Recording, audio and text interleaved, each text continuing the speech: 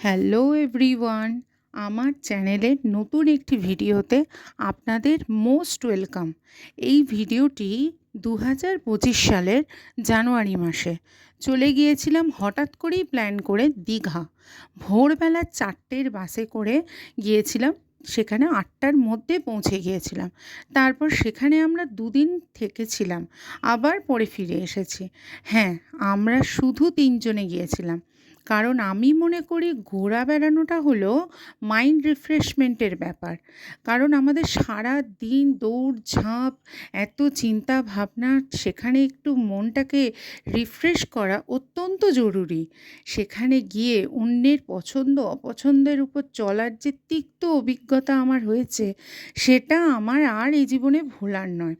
দীঘাতে আমরা যতবারই যাই ততবারই নিউ দীঘাতে গিয়ে উঠি, কারণ ওই যে নিউ দীঘাতে যে শান্ত পরিবেশটা পাওয়া যায় ভোরবেলা, আমার ভীষণ ভালো লাগে যে। আর তারপর ডাব খেয়ে বেরিয়ে পড়ি দীঘা সায়েন্স সিটি দেখার উদ্দেশ্যে। এখানে অনেক কিছু দেখার আছে, বড়রা ছোটরা সবাই খুব ভালো আনন্দ করতে পারবে।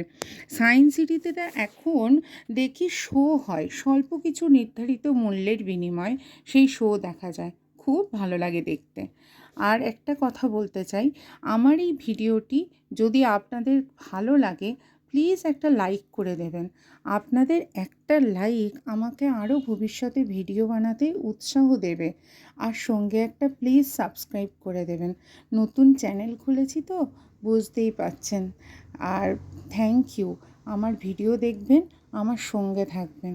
Thanks for watching. Radhe Radhe.